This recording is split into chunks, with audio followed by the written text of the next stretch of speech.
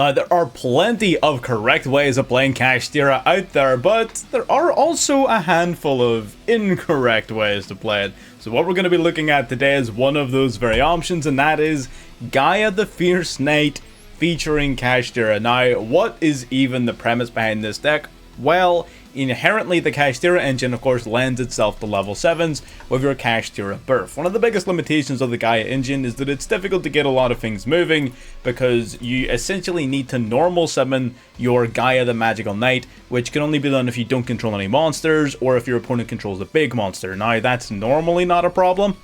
But again, the KASHTIRA Birth offering you the ability to essentially normal summon your GAIA under any circumstances is pretty neat. Now, one of the other primary benefits is that, again, your KASHTIRA monsters are amazing bosses in and of themselves, so having 3 bodies you can put on board that put up interruptions and can help break boards is very, very useful.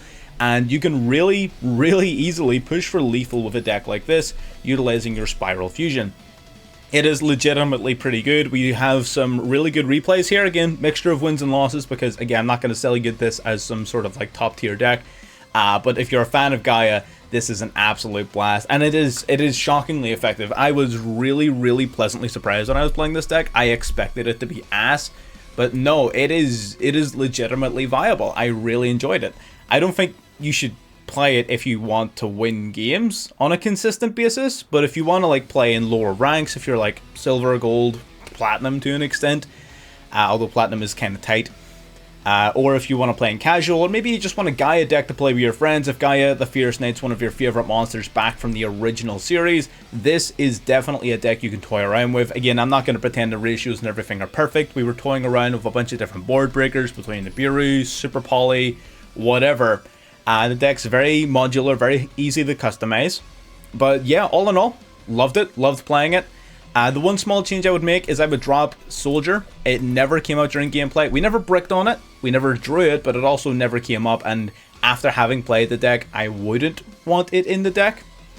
But everything else here I think is spot on, so if you're interested in this style of content, be it our regularly competitive decks that we would put up videos on, as well as of course some of these goofy side decks, or maybe you like our live streams, whatever it is you're into, I can guarantee you that we do it here if it is Master Duel related. So if you're interested in that, subscribe to see more videos as they're coming out, and like the video if you're a fan of GAIA. And maybe you could even tell me below which of the original Duel Monsters bosses are your favorite. Are you a Summon Skull guy? Are you a Dark Magician? Maybe Blue Eyes? You tell me what you like down below and we'll see what we can make happen. And again, if you have the means and the desire and you want to show a little bit more support than your fellow viewers, again, the membership option is there. Just hit the join button below. As our membership grows, we get access to more and more features, and I'll be able to dedicate more and more time to it. So that is definitely a feature of the channel that I look forward to growing more and more. At the minute, we have 3 members at the time of recording, and to those 3 members, thank you very much. Again, your support is definitely appreciated. But if anybody else wants to join the ranks of the Converged, the button is right there. Without any further ado, let's get into the gameplay. Alright, let's start off with some Dragon versus Dinosaur action here. Opening up with the KASHTIRA Unicorn, going to special summon it out, grabbing our KASHTIRA Birth. KASHTIRA Birth, of course, then activating. We're going to normal summon the Artillery Catapult Turtle, bringing out our Curse of Dragon. That's going to grab our Spiral Fusion from our deck, which we're now going to activate to fuse the Curse of Dragon with our GAIA, summoning out GAIA the Magical Knight of Dragons. Now, this deck performs probably better going second. The KASHTIRA cards do give you a little bit more versatility going first, but these cards are also really good going second, so you might honestly want to play it as a blind second deck. In this occasion, we chose to go first, and we were playing Super Poly in this particular build. We had a few Super Poly targets up in here, over here. We were actually even playing around with the Auroradon in this version, much less rank 7s, which is another way in which you can build it. I just wanted to show that off briefly. It ends up not really coming up. Most games it doesn't. GAIA is your primary win condition. This is the card you will be relying on to win you games more heavily than anything else in your deck. It is legitimately focusing around GAIA. We're playing against dinos. They're going to go Fossil Dig, Miscellaneousaurus now activating, going to make their dinos unaffected for the rest of the turn. We have a little peek under the hood of the extra deck here, and we decided to get rid of the Scrap Wyvern. Whichever ways would have put in some serious work and break on our board, but that tactics, getting rid of the only card in our hand, means we no longer have any discard fodder for Super Poly, but we are able to get rid of that miscellaneous Saurus from his graveyard, so that is really, really good. We're putting him in a position where he no longer has the ability to really combo off, at least not in main phase 1. Gonna go battle phase, taking out the Unicorn here with their Pankratops. Pankratops then gonna activate to pop the KASHTIRA Burf. I was surprised he didn't go for the Gaia, but he didn't. He has another Misk in hand. The Mad Lad was just ready for it. We're going to go enchain to the Mist. We're going to take out the Overraptor just so he has less resources on board. He's going to banish the Miscellaneous Saurus, summoning out the Archosaur. Archosaur pumping the Scrap Raptor to grab himself the double evolution pill before Link summoning in the Linkuriboh. And then, of course, sacrificing Linkuriboh for secure Garden. And now that puts a non-Dano and a Dano in his graveyard, which is going to serve as cost for the double evolution pill, banishing both to summon out the ultimate conductor Tyranno. And he decides to use its effect frame 1, which I was a little bit surprised about, but that's, you know, fair enough, to each their own. Our Gaia is now face down. We draw into Ray's Heart, which can open a couple of doors. We're going to flip up Gaia using its effect, going to target the conductor. Flipping it, or sorry, it's going to flip us back face down by popping itself. Unironically, if he had like another monster or something to pop like that, Gaia's effect, he only pops upon reducing his attack points down. So he loses 2600 attack, and if it does, you destroy the card. It's not the other way around, which means if you get flipped face down, or if you have your attack reduced below the point of you removing 2600, your effect doesn't resolve. So if he had just flipped us face down by popping something else, we would not have popped his ultimate conductor. But luckily he didn't have another monster. We're going to banish Fenrir from the deck, boosting up our Ray's Heart to level 7. We're going to swing for 15 because we don't have any real plays. Gaia being face up would have enabled us to go into our rank 7, but of course his conductor was ready for us. And he has Foolish Burial off the top of the deck, playing the third and final Miscellaneous Saurus directly from the deck, banishing 4, summoning the Overraptor. Overraptor now searching the deck for the baby Ceresaurus, which you can now normal summon because he hasn't normal summoned yet. You can now pop the baby to re-summon a monster from the graveyard, bringing back the Pankratops from turn 1. Baby Ceresaurus then, of course, summoning out a monster from the graveyard, from the deck, sorry, while Pankratops is going to wipe out our back row. That Super Poly wasn't really of any use to us anyway, so that's totally fine. Going to bring out the Scrap Raptor popping itself, going to grab the Chimera here directly from the deck. Chimera, however you want to pronounce it, I really don't care. I'm going to normal summon the Chimera, bring back the Scrap Raptor. Now they're going to Exceed Summon into Tornado Dragon, which I thought was very interesting. Now they're going to go another Double Evolution Pill into another Conductor. They're going to swing with the Conductor, sending us to the grave for 1000 damage, taking out the Ray's Heart as well for 2k. They're going to wait 18 and 21 to the face respectively, leaving us with 1000 life points, 1 card, and a dream. What are we going to draw? We're going to draw the Field Spell. Very unfortunate considering he just summoned Tornado Dragon. Very odd choice for a summon, but it ended up working out, leaving us with no cards, no hope, and unfortunately taking an L here in game 1. But either way, it was a good demonstration of the deck. We showed off a couple of its key features. We put up a decent enough board turn 1, but it also shows off why the deck may be better going second. But ultimately, it was a good game. It was a fun game, very, very close as well. But ultimately, our opponent was able to get the win. Let's get into game 2. Alrighty, getting into game 2 here, we have pretty much the definition of a going second hand here. Our opponent's going to go for Shifter. We very quickly activate Maxi. We have 2 of them. We're not going to be able to use it during our opponent's turn thanks to that Shifter. So we are in a position where we need to be careful here. Gateway of the Chaos is going to grab us, Gaia the Magical Knight here. We're going to just pass turn. We have Nibiru. We're pretty decently confident that whatever he tries to set up, we can at least do something to counter. He is playing KASHTIRA, because something like the Ogre and the Ray's Heart, going to banish cards from the top of the deck, going to swing in for 28 here, checking the top 5 cards of our deck so we can get a little peek under the hood. He only checks the top 2 and banishes 1 card among them. Now they're going to go main phase 2 into Shangri-Ira, and unfortunately passes before he even hits the 5th summon. Unfortunate for us, not able to use Nibiru, and we draw into our 3rd Maxi. What is going on here? We're going to activate Maxi in response to preparations here, so that we can quickly draw a card. He's going to use a Maxi of his own. It is just Maxi Central over here. The C stands for Central. And everyone just gonna be drawing cards for real. We just drawing cards for real. We're gonna go Fenrir out for our opponent. They're gonna summon out the Unicorn. We draw into Imperm, which we end up not using. We're gonna summon out the Gaia. Gaia then, of course, bringing with it the Curse of Dragon. He's going to banish the Gaia from the field. And Unicorn, of course, getting a little peek under the hood, going to banish one of our cards as well. Banishing Shangri-La. Now they're going to banish our Gaia. Very unfortunate, but we do grab our Spiral Fusion. And luckily for us, we do have a second Gaia the Fierce Knight in our hand, which is very, very good. Now here's a fun little tidbit. If your opponent has an attack position Unicorn and Fenrir, if these two monsters were in attack mode, Gaia is lethal. Gaia is guaranteed lethal over those. It does 8,100 damage over those two monsters. His Fenrir is in defense position, unfortunately, so that's not what's going to be happening on this occasion, but we are going to be going Gaia nonetheless.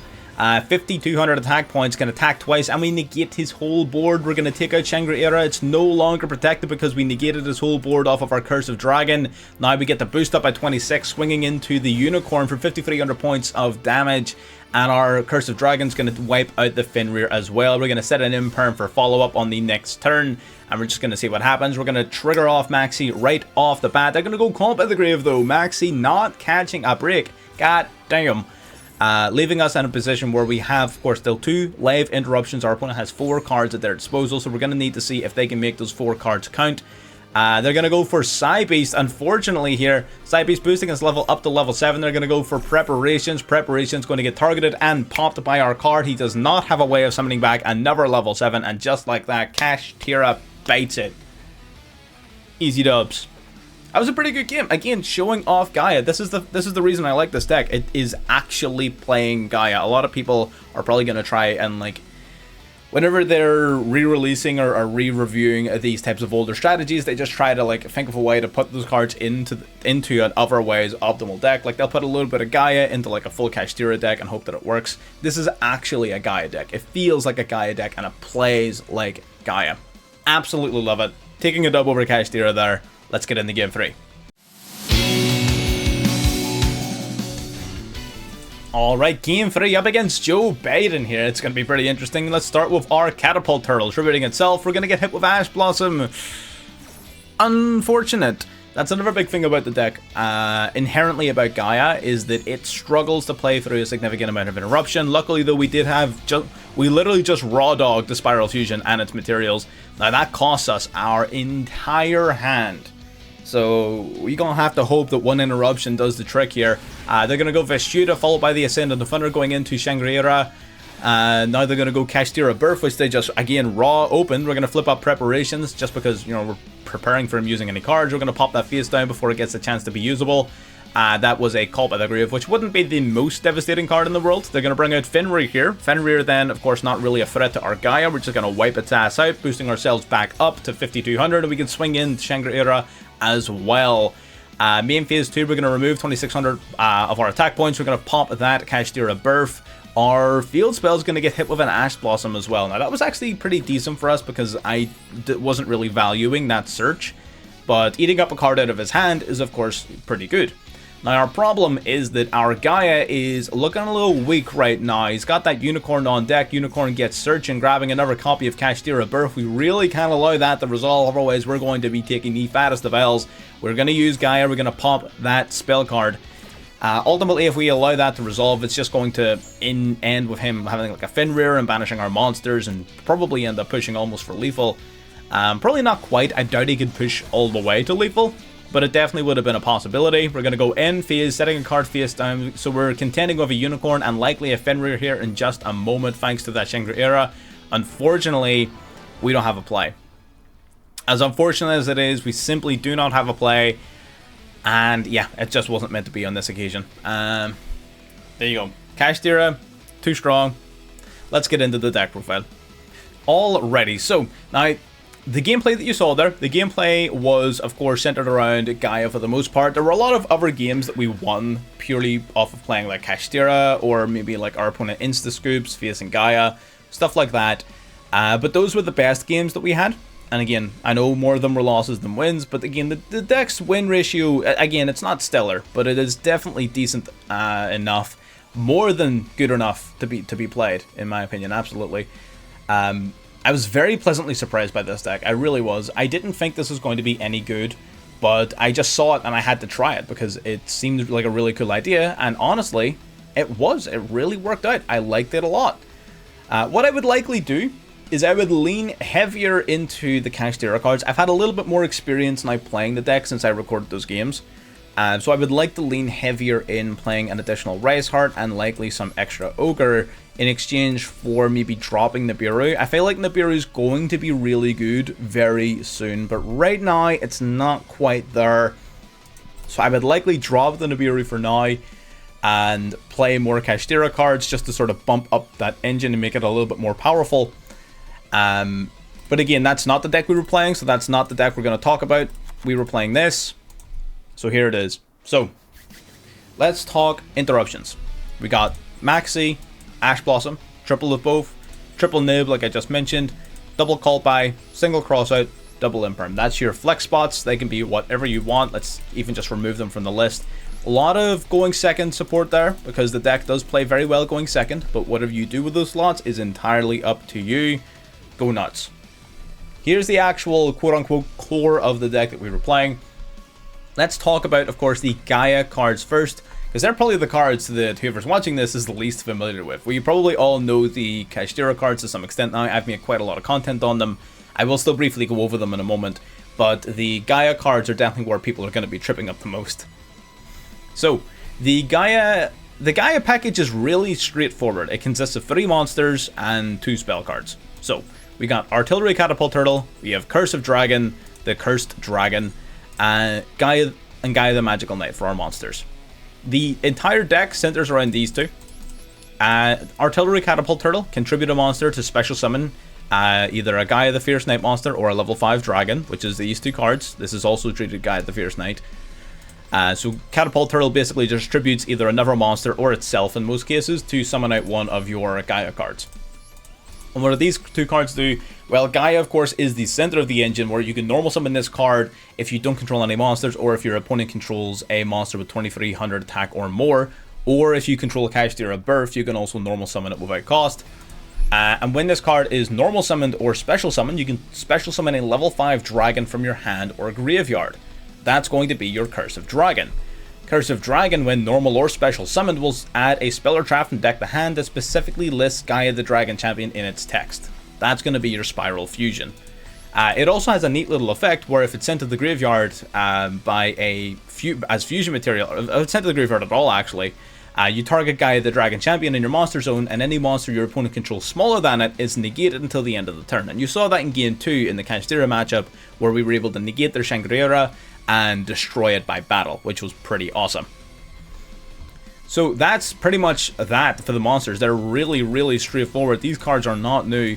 Gaia is probably in need of a small overhaul, but nothing, I don't think anything too drastic. Something else you can consider is something like Lord Gaia the Fierce Knight, if you want to lean more into the level 7 aspect of the deck, but I don't think it's really worth it. A lot of these cards, what they do is they don't special summon necessarily, but they normal summon without cost, which isn't really what the deck is after, because it can kind of already do that. This would be the only real other card I would consider adding, Gaia the Fierce Knight Origin, just because it can special summon itself, a little bit more versatility, but I wouldn't worry yourself too much over that. Primarily these are your monsters. Now the spell card we're searching for, of course, is Spiral Fusion. This is a really good fusion spell in that it is extremely aggressive. Not only does it allow you to fusion summon, if you fusion summon for Gaia the Dragon Champion, which is what this card is, its name becomes Gaia the Dragon Champion, it gains 2600 attack points and can attack up to 2 times per battle phase, up to 2 monsters. Which means that your Gaia becomes 5200 attack points right off the bat and can attack twice. Like I said, if you're in against KASHTIRA, if they have an attack position Unicorn and an attack position Fenrir, that is lethal damage over that board, which is insane. Spiral Fusion, absolutely amazing at enabling lethal and OTK plays, and also just even going first, because of how your Gaia works, which we're going to get to in a minute, it sets up even an interruption, which is great. And lastly for Gaia, we have Gateway to Chaos, which when activated grabs a Gaia the Fierce Knight monster from deck to hand. The rest of this text does nothing.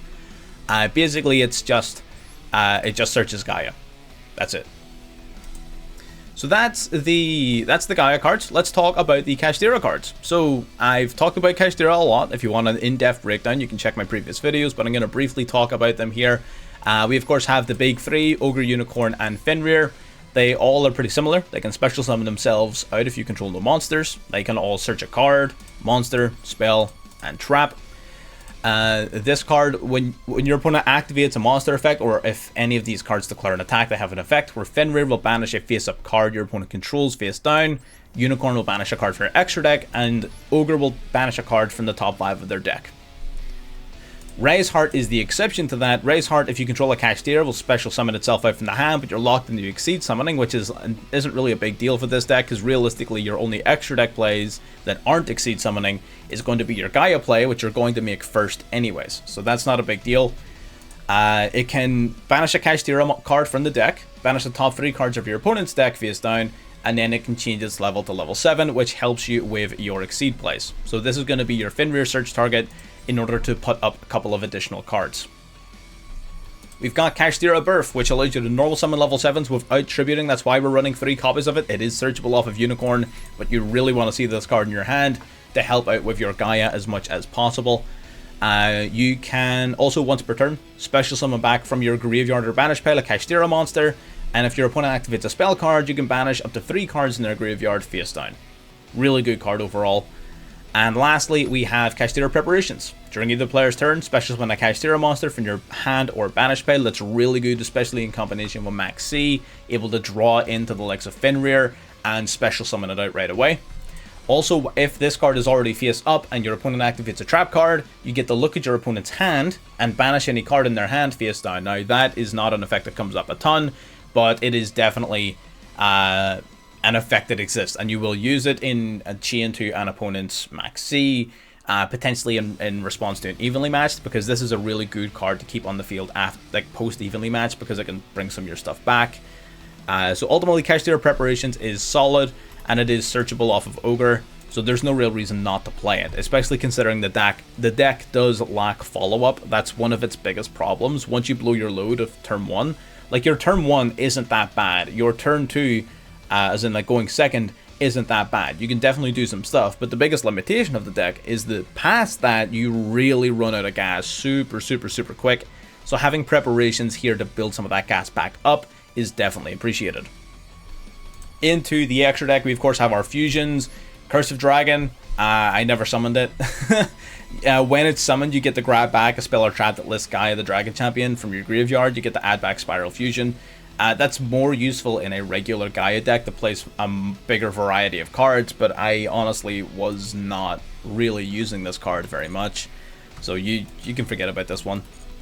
Sky Galloping, Gaia the Dragon Champion does piercing damage, and normally it would search for Spiral Spear Strike. You would probably just take this out and put in a third copy of this guy, if I'm being perfectly honest, who's our actual boss monster. It wasn't that big of a concern. We never really needed more than this. However, you need to consider the fact that your opponent is able to get access to your extra deck now and will be banishing copies of your cards, so you really want to double or even triple up on some of your key monsters, this being one of them. And why is this one of our key monsters? Well, first of all, if it destroys a monster by battle, you gain 2600 attack points. So that's really important for 2 reasons. Number 1, of course, is OTKs. Destroying your opponent. Remember, you're summoning this off Spiral Fusion. It's going to come out swinging at 5200 out the gate and can attack twice into monsters, which means after you destroy one of your opponent's monsters, you're going to boost your attack points up to 7800, which is incredible.